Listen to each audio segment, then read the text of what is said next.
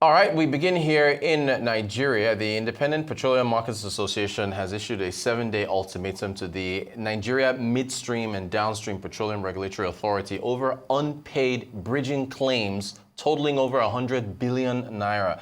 Addressing journalists in Abuja, the Depot Chairman Forum says its members are frustrated over a failure to pay the bridging claims despite repeated promises. The forum's chairman said 9 northern depots comprising Jos, Gusau, Minna, Suleja, Kaduna, Kano, Gombe, Yola, and Maiduguri have all been grounded owing to the debt.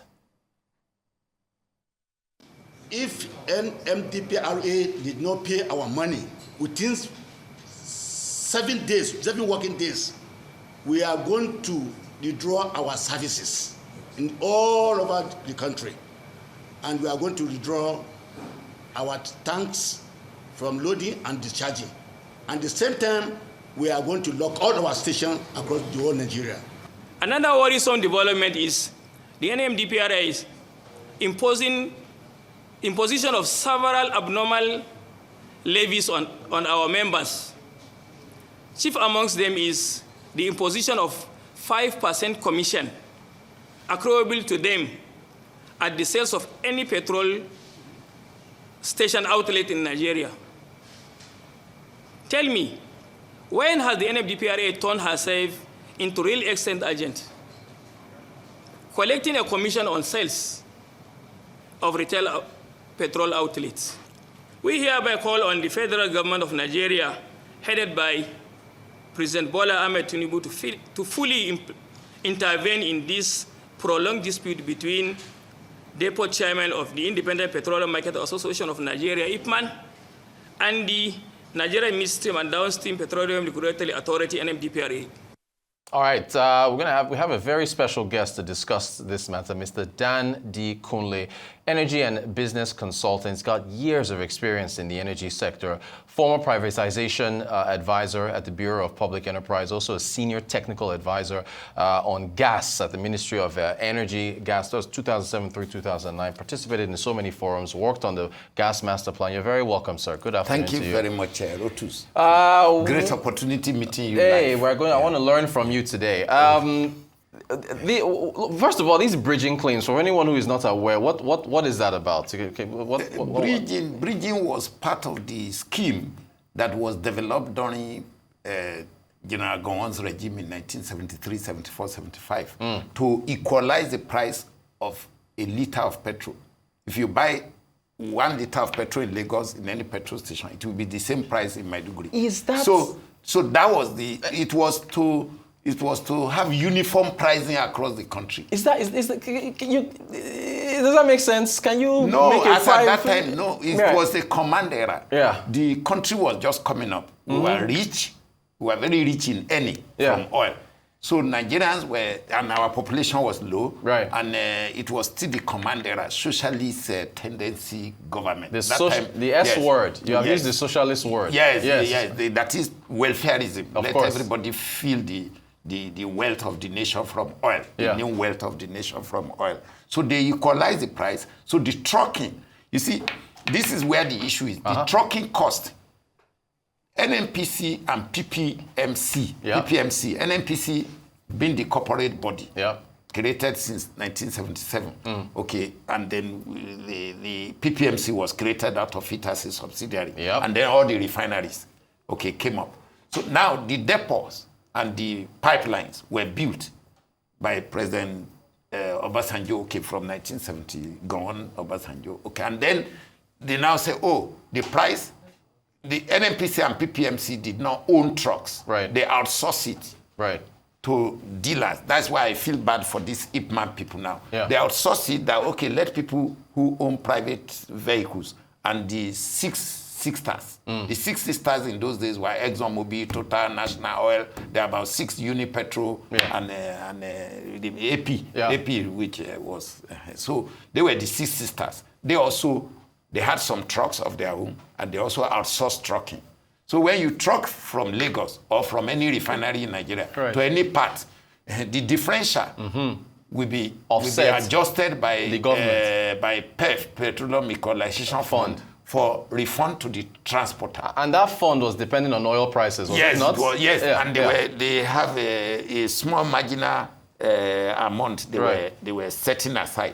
Okay, it was done transparently initially. Yeah. But as the case with Nigeria, you know, everything after some time it became cancer. Right. And then now it's a big cancer now that the Petroleum Industry Act have abolished, has sort of abolished PEF and merged it with PPRA, which is now the Nigeria Midstream Downstream Petroleum Equalization Fund. So I believe the legacy outstanding liability is what maybe this midstream downstream regulatory authority inherited. Right. Okay, and that now brings to the issue of the midstream downstream regulatory authority. It shows again where you have weak regulators regulating an industry that requires to be babysitted and nurtured. This is what you get. What you get. The downstream, midstream regulatory authority in Nigeria today, they are very weak because they will have mapped a timetable of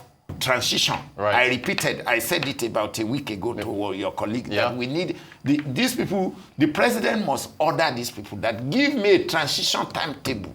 When I will transit out of all this legacy debt. Right. Like, I feel for the IPMAN people because this money is already devalued.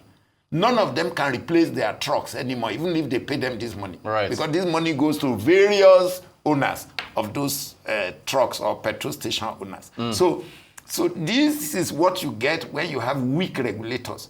What this country needs today is strong regulators that understand the industry, that this industry is transiting from the old order. Right. The old order that was government, was vertical, to the new deregulated environment where you now need a regulator to checkmate the actors. The new actors in this case is Dangote Refinery. Right. So my being very passionate about this industry is because I know this country very well. I know how rich we are in hydrocarbon and non-hydrocarbon resources. I've worked on the solid mineral sector in this country since 1995. Okay, so I know what I'm talking about. So it's not personal. I just want the good of this country, good governance, good economy that we make our boys, brilliant children, including my own children, to have good, secure job. And build a nation.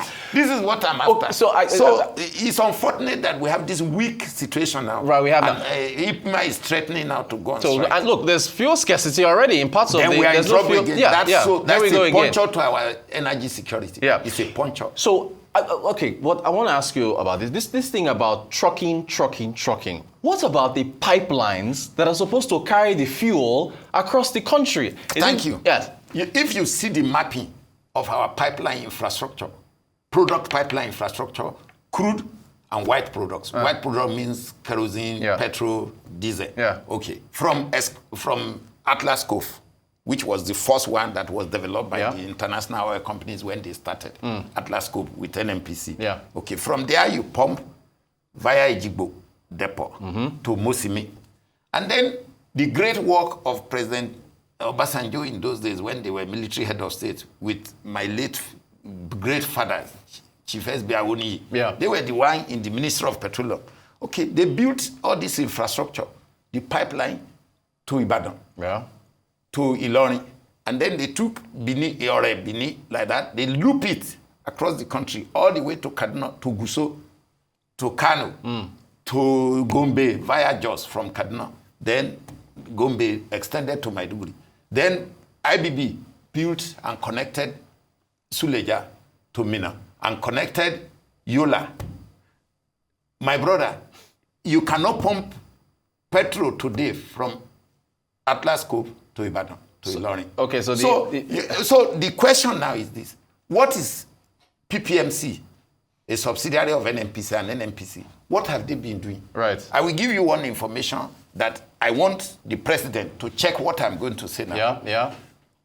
NNPC has about 9 butane plants. There is what we call the butanization project of Nigeria. Butanization means LPG, liquefied petroleum gas. For cooking gas. That is butane and propane. Okay. They built 9 depots, I think by a Danish company. We reviewed this asset when we were in BP, and we say these 9 LPG tank farms, they are embedded in all the depots in Gombe, in Gusau, in Kano, in Ilorin, in Kaduna, in Ibadan, in Apapa here, NOJ, New Oil Jetty in Apapa. Do you know that out of these 9, maybe only 2 or 3 are working? The one in Calabar maybe is working, operated by Sahara Energy. So, and they are doing very well, I believe. Is that an extent? Now, why I am bringing this to bear is this. NNPC all these years refused to revitalize these LPG butane plants, and they are now encouraging CNG, wasting our gas. The gas that is not available, you want to compress it. That's why I am just looking at the whole framework that they have presented to President Tinubu for the hydrocarbon industry. It will not work. You don't think it will work? It will not work. But the CNG, it cannot work. If we're going to go to the CNG, back to the pipeline. Okay, let's go. We're going to go to the pipeline. So the issue now is infrastructure that is decaying, vandalism. That's why, because we shouldn't be using trucks to pump any fuel. We should have to carry fuel. They damage the roads, they cause accidents, blah, blah, blah, blah, blah, blah. We should be using pipes. The pipe infrastructure is there. Yeah, thank you. So it's just old. To revitalize those infrastructures, if 2 years ago or 3 years ago, NNPC unbundled them, we had already unbundled them in BP. Yeah. We got a Canadian consultant that compiled the whole thing, I think 2004, 2005. And NNPC sabotaged the privatization. Well, that's a strong word. No, NNPC don't want reform. Is a strong word. They don't want reform. When I use I chose my word. I chose my word. They don't want those reform. Are your words. Okay, because sabotage is strong. They didn't want the reform. So now I'm coming to the issue. Yeah. All this pipeline, NNPC went ahead 3 years ago to unbundle them and rearrange them, reconfigure them, and concession them out. Okay. They concession them out, but who has invested since they concession them out? I think they signed the concession agreement. Okay, who has invested in the last 3 years among those new concessionaire license holders? Who has invested to upgrade, to improve on this infrastructure? So can you take products from Dangote today, white product, and pressurize it through any pipeline? You're using trucks. Okay, Dangote bought his own trucks. Yeah, the IPMAN guy just made one allegation now. Yeah. So that's why I say I chose my word. He said none of the depot above River Niger is working. That is Suleja is not working, Minna is not working, Kaduna is not working, Kano is not working, Gusau is not working.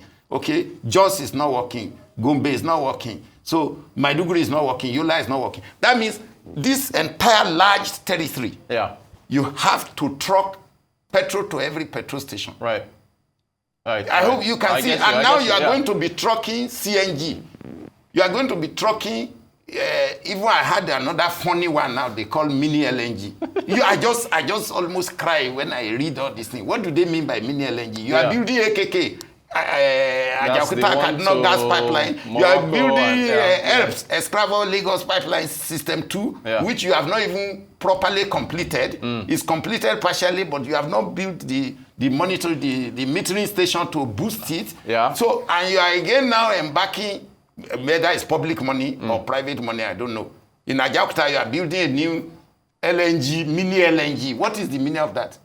Well, us being a gas giant and having a lot of gas reserves is the reason why. But I know that gas is a capital-intensive enterprise, right? For you to be able to build the infrastructure to pull the gas out of the ground and then distribute it across the nation, that's the issue there. But since we're going into gas now, it's investment. With the butane, the plants now, these LPG plants, butane.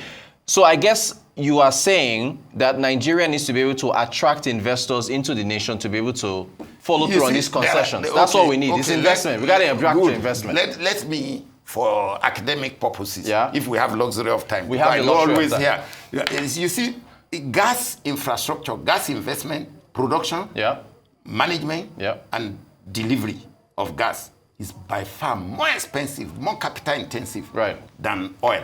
Oil is very easy to manage. Oil is not as volatile as gas. Gas is volatile, but gas is very versatile. You can use gas for so much. That is why the new phase of gas resources in the world is petrochemical and high value addition polymer chemistry. So when I hear somebody in Nigeria still preaching that they want to convert their gas to CNG, I cry for them. Okay. So now let us go back. Yeah. Butane. Butane is good for a reason. That is how the International Oil Company started it with us. Butane is the cooking gas.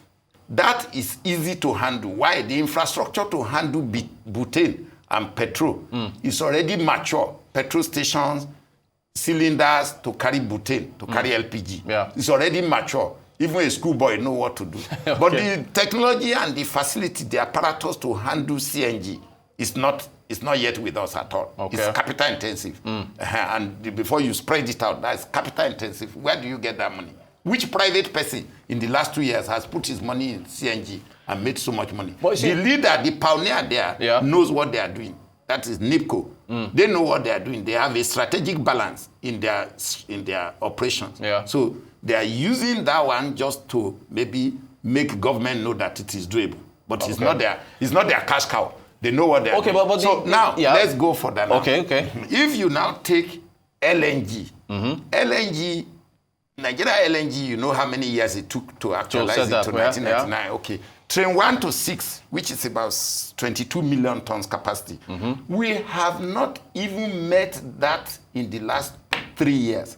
So the huge money we will have made from the high spark in LNG price, we could not make it in the last 3 years. Why? We were not producing enough natural gas to liquefy it in LNG. But we do get US dollar dividends from LNG. Yes, your dividend is a derivative of the volume you bring out. Right. So you're saying the dividend could be bigger. Exactly, it could be bigger, but you didn't do $22 million, 22 million tons. Yeah. You didn't do it in a year. Maybe you did 60, 65%. So that means your dividend also will be limited to that 65%. But we have a train 7. That train 7 will be contingent on if you have enough gas. Right. Train 1 to 6 is already delinquent. Yeah. They are in trouble because they don't have enough gas. Let us face the reality. They don't have enough natural gas to liquefy it. So, and the same country, we are building gas pipeline across River Niger and up north. So where is the investment to produce the gas? Where is the processing plant that we process the gas and pressurize it through this pipe for the gasification of the country? So these are the questions we should ask NNPC and NGC. It's not, this thing is not personal. It's about the master plan and the timeline. A new president come. Let us be honest with him. Show him where it is. Don't just defend your position. You want to be in office for political purpose. You understand me now? What value are you adding? Yeah. So that is about the issue of gas. We are behind. We are very far behind in gas. But we have the reserves. We have blessed 209 trillion cubic feet of gas. So it's just a matter of getting the investment to pull it out. Very quickly, you mentioned the Dangote Refinery. I have to quickly jump to that. See, we can talk about oil and gas for 1 hour. Dangote, Aliko Dangote, the president of Dangote Group, recently said that the refinery has enough capacity to meet all of Nigeria's needs. He was talking about, I think we've got a quote of what he said, and if I even ran a report on that. As far as the capacity is concerned, the M word, okay, there it is. Okay, let me read it to you. We can satisfy more than the local needs of Nigeria. As we speak, we have more than 500 million liters of petrol. We have more than 600 billion naira worth of stock in the refinery. The refinery is producing enough refined products like gasoline, diesel, kerosene to meet 100% of Nigeria's requirements. Does that bring up the fear of monopoly? This is valid statement. Oh, valid statement. What about competition? Scientific. Look, there is nothing like monopoly. Yeah. Please, let us from the media start to realign and moderate these words. Because there's nothing like monopoly. Yeah. He just has the capacity. Yeah, the scale has come to disrupt the traditional old order. Right. The scale has come to disrupt it. So he has what is paining me, which should be of concern to the coordinating minister of economy and the president, is that if one enterprise is sitting on 600 billion naira in one place in the stock, and to evacuate is a problem. It's a problem. To evacuate to the local market and to take to the international market. To take to the international market is not as a big problem for Dangote Refinery. Yeah. It is to move the product into the country that is a problem. I give you an example. The regulator since 2001, the regulator we have not seen whether he has given approval for anybody to build a pipeline from Dangote Refinery to Mosimi, which may not be more than 50 kilometers. Because Mosimi is still owned by government. Yeah. So why don't you give approval? We have built pipeline to evacuate product to that place. So that Dangote Refinery, a process plant, is strategic in operation. Why? It must not stop. If it stops, the whole system, the whole apparatus will be in trouble, particularly refinery. Your feeding stock, the cracker unit, there is a limit of volume of crude that must be inside there at a time. The moment you stop it, it's a big headache. Big issue, yeah. It costs so much money. So I hope the public and all these people who organizes all this ad hoc strike and this and that, a refinery cannot go on strike. Right. It will cost a fortune. We just create a big problem, bankruptcy for the owner. Yeah. So I feel very bad to see 600 billion naira tied down. That's $450 million.